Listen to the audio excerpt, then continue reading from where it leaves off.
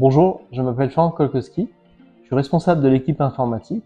Je suis arrivé au sein d'Alias il y a 5 ans. Mon rôle ici, c'est de gérer l'équipe, les différents projets qu'on a, voir quelles sont les priorités, m'assurer que le système d'information est bien fonctionnel.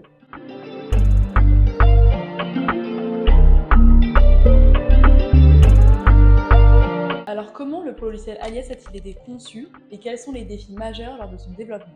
Alors, le logiciel Alias est développé en interne et en France par notre équipe de développeurs. On s'appuie sur les dernières technologies disponibles. On déploie chaque semaine des mises à jour afin de répondre aux besoins de nos collaborateurs et de nos partenaires. Les principaux défis lors du développement d'Alias, c'est de bien comprendre le besoin de l'utilisateur et des collaborateurs parce que les demandes sont diverses et variées. Il faut s'assurer que le logiciel va être simple et intuitif tout en restant performant.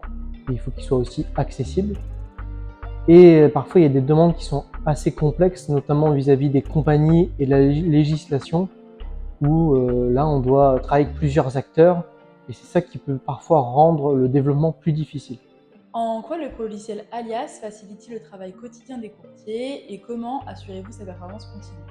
Alors, le logiciel Alias, il facilite le travail des courtiers via différents outils et différentes étapes pour la vie du courtier, que ce soit sur la souscription, le contrôle, la comptabilité, l'indemnisation ou le marketing. Nous, on a mis tout en place un système de surveillance et de monitoring des différents processus, notamment pour s'assurer que l'envoi des courriers se déroule bien, que la signature électronique est fonctionnelle, que les virements et les prélèvements se déroulent bien. C'est important pour nous d'avoir un regard permanent sur ce qui se passe sur notre environnement informatique. De plus, l'informatique, c'est un secteur qui évolue constamment. Chaque année, il y a des nouvelles évolutions technologiques. Et notamment, cette année, il y a beaucoup de sujets sur l'intelligence artificielle. Donc, nous, on est en train d'étudier qu'est-ce qu'on pourrait intégrer dans Alias au niveau de l'intelligence artificielle. On a vraiment hâte de voir ce qu'on va pouvoir en faire. Pouvez-vous nous parler des défis que vous rencontrez lors de la gestion des problèmes techniques du logiciel et comment vous les résolvez rapidement? Alors, lorsqu'on a un problème technique, la première étape, c'est de voir la gravité du problème. Est-ce que ce problème a un impact fort sur le business ou non? Quels sont les utilisateurs concernés?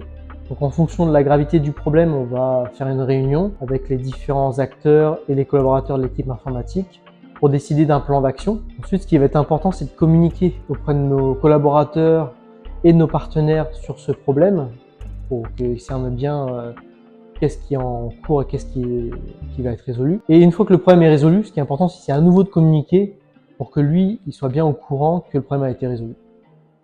Comment l'équipe informatique d'Alias collabore-t-elle avec d'autres départements pour répondre aux besoins des courtiers et assurer le bon fonctionnement du système?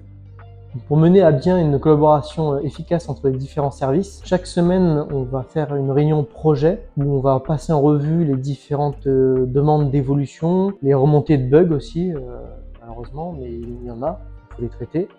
On va prioriser les différentes tâches. Et une fois que tout a été passé en revue, l'équipe va s'attarder à effectuer les développements dans le logiciel. Et une fois que les développements sont terminés et finalisés, il est important de tester avant de mettre en production les différentes évolutions qu'on apporte au logiciel. Et une fois les tests terminés, on peut déployer la nouvelle version du logiciel Alias. Et enfin, pour terminer, quelle est la playlist indispensable pour bien commencer la journée? La playlist indispensable pour bien commencer la journée, ça va être une playlist techno. Un grand fan de techno, donc que ce soit bien dynamique et bien punchy pour qu'il y ait de l'énergie toute la journée.